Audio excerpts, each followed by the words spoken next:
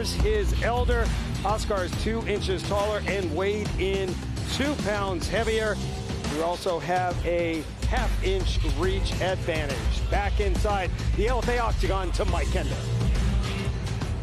Ladies and gentlemen, it is now time for the LFA 123 co-main event of the evening. This bout is scheduled for 3 5-minute rounds in the LFA bantamweight division. Brought to you tonight by 9mm Beyond Energy, the official energy drink of the LFA. 9mm Beyond Energy, reach your target. And now introducing to you first, fighting out of the blue corner. This boxer, combat sambo style fighter, stands 5'5", weight 134.8 pounds. He holds a professional record, 19 wins, 9 defeats, with 3 wins coming by way of knockout and 6 by way of submission. Representing Fight Ready and Icon Manas, fighting out of Kyrgyzstan, he is Ryskulbek, the Kyrgyzstani Kraken, Ibraimov.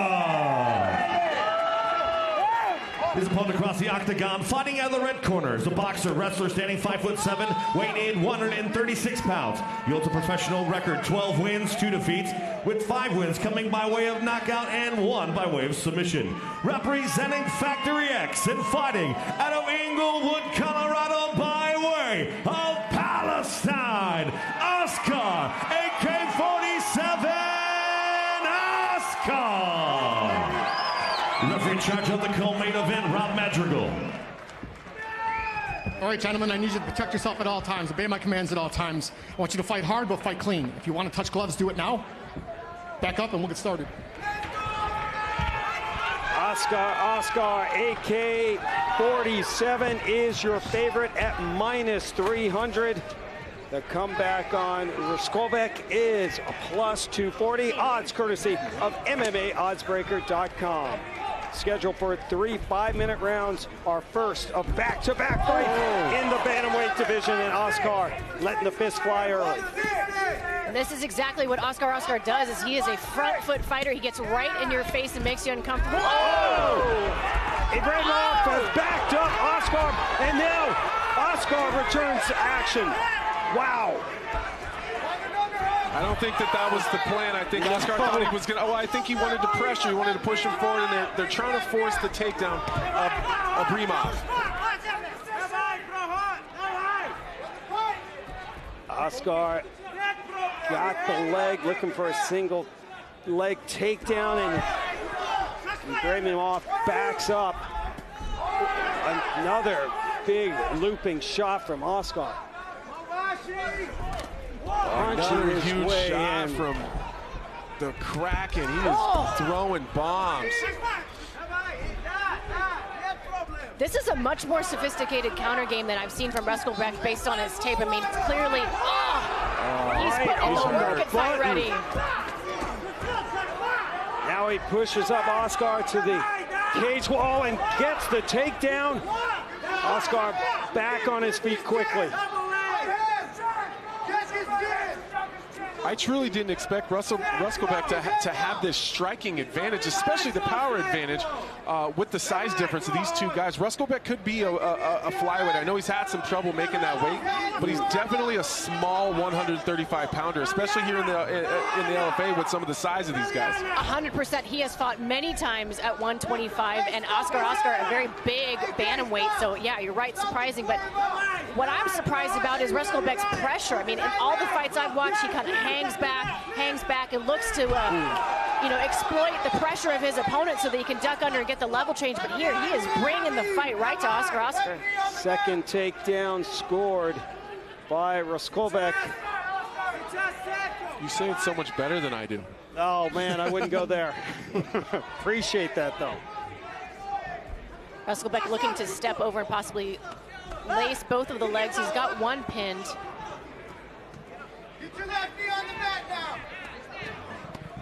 Halfway through this opening round, this is a homecoming for Askar. Laura mentioned he now trains with Mark Montoya and the gang at Factory X in Colorado.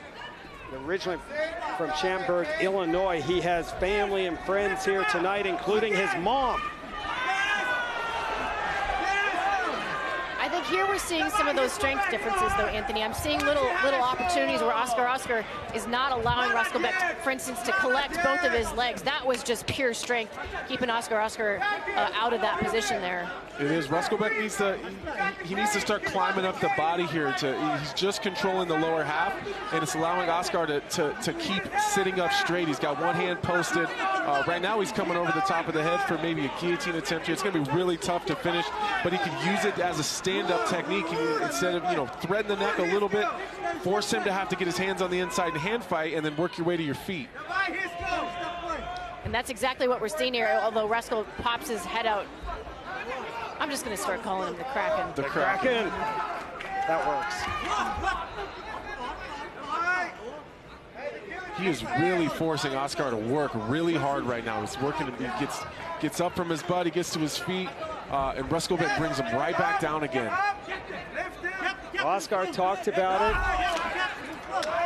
Askar backed down, but felt that size advantage, and the fact that Ryskulbek was moving up a weight class would be the key for him. This is what Mark Montoya told me today he was worried about. That Ryskulbek was going to slow the fight down, that he was going to make it, not as quote-unquote exciting, maybe slow it down to where Askar didn't have an opportunity to really create some of these big moments. It's exactly what's happening right now. So, we get to the end of this round, I'm sure that Askar is going to have to make some adjustments in the round to change this, because right now he's kind of being dominated. Yeah, he definitely wanted to use that range. Wanted to throw elbows, fakes, and feints, and he has not had that opportunity so far in this opening round.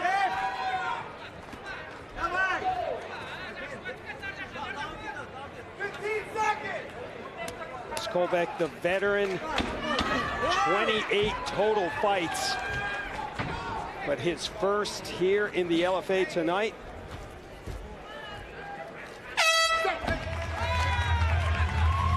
And a very impressive opening round for Ryskulbek. Yeah, very impressive opening round from Ryskulbek at Ibraimov. And I think what's extra surprising is that he was getting the better of Askar. Askar on the feet landed a beautiful left hook there, followed it up, cracked him again with the left hook, and then did a really nice job of staying out of the danger range of Askar's counters there. Did a nice job ducking under there, and then cracked him again. I mean, just to have that power coming up from flyweight, very, very impressive. And then, of course, later in the rounds, went to work with the takedown, got this beautiful double leg, sucked him right off the fence, dumped him down, and from there on was able to control Askar despite having what seems like kind of a strength disparity. He doesn't seem like the stronger fighter, but he's doing all of the right things to keep Askar on the ground. Absolutely, he's going the right places. He just doesn't quite have the strength to just get him flat. If he can get his shoulders flat, I think he'll have a whole lot easier time. He just can't quite get him there. LFA bantamweight action, ready for round number 2.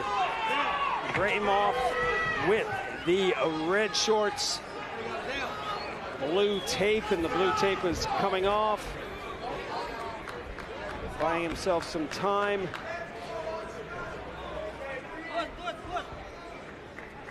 Said training with Henry Cejudo and Davidson Figueiredo helped his confidence. Of course it would, but also improved his grappling and wrestling. We are now set to go. Askar, let's see if he can keep the distance and keep this fight on its feet. Ron Kruk, Lorisenko, and Anthony Smith with you. Co-main events here at LFA 123. Ryskulbek does such a good job of pawing at that lead hand of his opponent, really stuffing the jab and forcing him to think about his combinations differently when he can't start or end with a jab. Although he did get around it there. It does look like he's much more comfortable in the pocket than he has been in the past.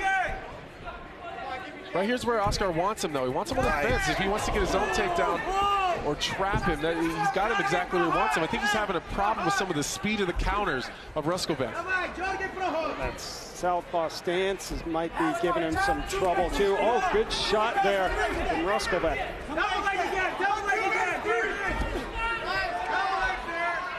This is the range Askar definitely wants to keep. 5 knockouts out of his 12 victories. I think you're right, Anthony. I think Askar is really accustomed to having the speed advantage in about any fight he's had in the past. And Ryskulbek, just the hand speed on him, and as well as the power, very, very impressive, and causing Askar not to be able to pressure in the way that he's accustomed to. And that's really the cornerstone of his game. Nice high kick. Ryskulbek eats it, though. Got through the guard. Wow. Incredible head kick. And incredible that he was able to take it and still shoot in on a takedown. We have seen some nasty head kicks tonight. It was that elbow he was talking about. He really wants an elbow. Askar picking up the pace here. Sprawls, fending off that takedown attempt. And now has an opportunity himself. Askar goes to the cradle here, which is going to stop Ryskulbek from being able to extend. He lets it go and heads to his back here.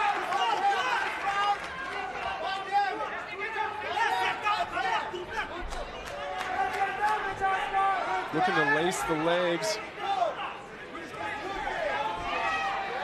And this is where the size and strength of Askar can really come into play when in these dominant positions. When if he can make Ryskulbek wear his weight and just deplete the gas tank, get these shots in. I mean, if he can stay in this position and ride a little bit of time here, this is going to be very, very draining for Ryskulbek to be on bottom in this position.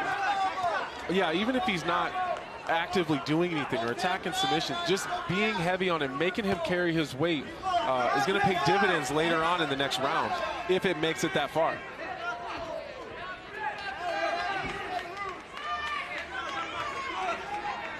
Ryskulbek doing a good job of trapping the left hand of Askar so he doesn't take too many of those punches, but really on the defensive here, Askar does have that left leg laced in, ready to take the back of it if the space on the right side opens up as well.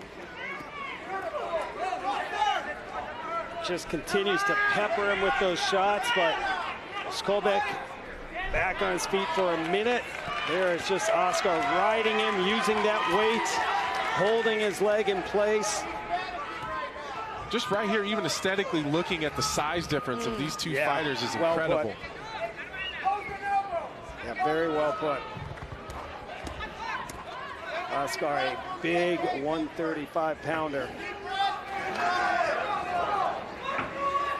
Action stalling here in the second round. But Askar doing exactly what he needs to do. Ryskulbek has to look to get that leg out. I mean, that's much easier said than done, but that's really the key here. In order for him to be able to build back a base and stand up and get this fight where he wants it to be, he has to get that left leg free, and the key is getting the knee past the crook of Askar, which he sort of has here, if he can get it out fully, but Askar doing a great job of keeping that leg trapped. Rehooking. Ryskulbek's team is calling for him just to keep coming to his feet. And he has no answer, 30 seconds to go. Askar continues to put all his weight on it. Ryskulbek fighting his way up. He's got his leg free now. Now he's got to work that. He's got to work that right arm back inside. Where Askar's going to drag him right back down to where they were before. He's got to start fighting the hands. He's got him free now. He's got to come all the way up now. So good with that trip is Askar.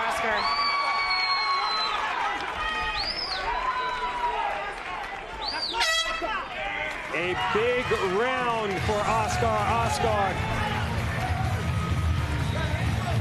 Holding Ryskulbek in place and not letting him get back on his feet and really do anything offensively. That's exactly the round that Askar needed.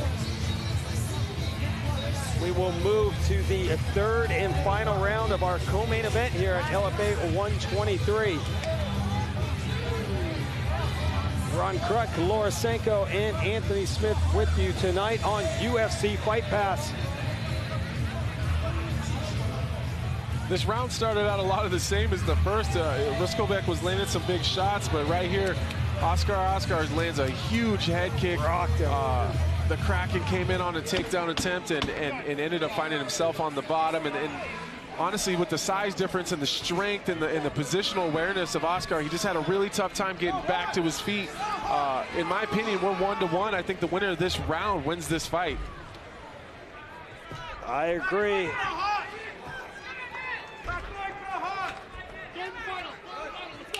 Ryskulbek came in as the underdog. Askar the favorite. Family and friends here supporting Askar. Askar.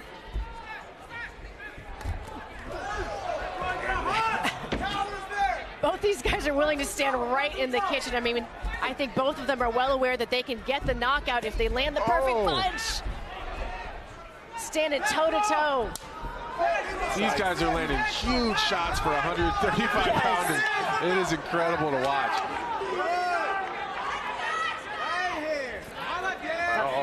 And there's some nice elbows from Askar. And this is a very pivotal moment right here. If Ibraimov can get this takedown and get some top control time, this could really help him win the third round. And on the opposite side of that, Askar really needs to keep himself upright, spin off, and get this fight either back in space or get his own takedown. Because this moment right here could decide the next minute or so of this fight, which is a big deal. Well, and neither one of these guys has shown the ability to get up off the bottom when they found themselves there. And that just shows how closely matched these two fighters are. You know, it almost seems like heavyweights. You know, whoever ends up on the bottom first usually loses. I think this is one of these situations. Anyone's fight, real chess match as Ibraimov looking for that takedown. Askar fending it off and continues to drop some elbows to the side of the head of the Kraken. Askar was looking potentially for a Kimura grip there for a second. He can rip it off. Askar's got to be careful switching his legs back and forth like that. He's doing it to try to create space. If the Kraken is fast enough, he can catch his legs together. Yeah, he can catch them when they're together. He's doing it right now. They got a little too close. His hips are getting a little too low, and he's gonna be able to pull those hips in and sit him down, just like he's trying to right now. Can he withstand the elbows as he tries for that takedown? Ryskulbek has the right ankle of Askar as well, looking to peel it off the cage, but Askar, wise to it, continues to switch, like you said, Anthony. You hear the fans here in Hammond, Indiana, supporting Askar. And although he's not getting the conclusion that he wants, I mean, this is still Ryskulbek being on the offensive and causing Askar to be a little bit more defensive, but Askar landing some shots in there as well. And Rob Madrigal will break our fighters and reset them in the center of the octagon. Third and final round. Good shot from Askar. This definitely benefits Askar, the reset. Oh, I'd be fine if the rest of this fight went on like this. No doubt, both fighters firing away. Inside kick from Askar.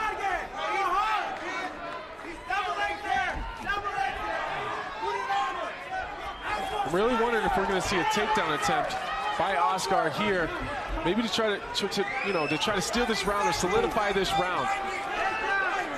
He is winning these striking exchanges, though. Yeah, he's doing a really good job of going first and third. Went fifth and sixth there for a second. Under minute 30. Fans on their feet. This is still very much anybody's round at this point in the fight. Good point. Askar takes a look up at the clock there. Ooh. I think just enough steam has been taken off some of those shots by Ibraimov that they're not, even when they're connecting, they're not having quite the effect that they did in round one. Low kick, and Askar's like, don't stop this. Forget it, keep that clock moving. Now he pushes the Kraken up against the cage wall. If he gets a takedown here, this could be enough. Working for it. He's got to pull that left ankle of Ibraimov off the cage and sit him right down, but he's back up on this single.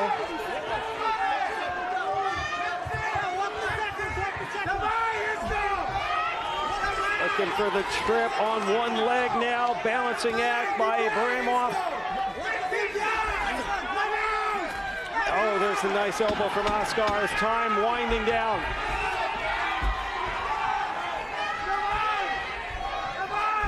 See if either guy can lay anything big here at the end. Final scroll from Askar. What a very entertaining bantamweight fight. Askar jumps on the octagon wall. Friends and family, including his mom, Buthana, here tonight. Said his goal was to cut up the crack, and he wanted his mom to see his opponent bleed on him and tell his mom, hey, I did that for you. Gotta love fighters. Well, even without the blood, hopefully he'll be able to bring a win back to her, but this was a very closely contested fight. Yeah, absolutely. Be interesting to see how the judges scored it. He just looked at the commissioner and said, you think I won? We will find out. Came in with a 12-2 record. Let's check out the highlights of that final round. Here's the crack and then another big left hand. He was just, his counters were beautiful, but Askar right there in that exchange, these guys stood in the pocket and just threw down with each other. Neither one of these guys really backed out of it. Here we got Askar landing his own, his own right hand left hook combo on the way out on the exit. These guys are so well matched. Huge shout out to the matchmakers here at LFA. Mark Berry, one of the best in the business, no doubt about it. Very even fight, although the odds makers had Askar as a 3-1 favorite. Ibraimov did everything he could, though. Kept this one close.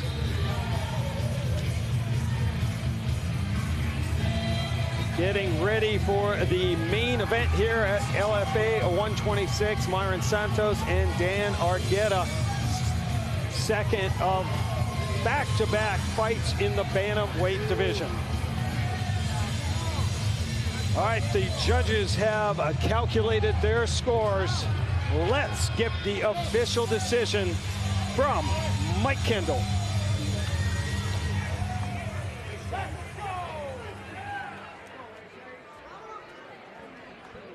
Ladies and gentlemen, after 3 rounds, we go to the judges' scorecards, and all 3 judges scored this bout 29-28. For your winner by unanimous decision, Askar, AK-47, Askar.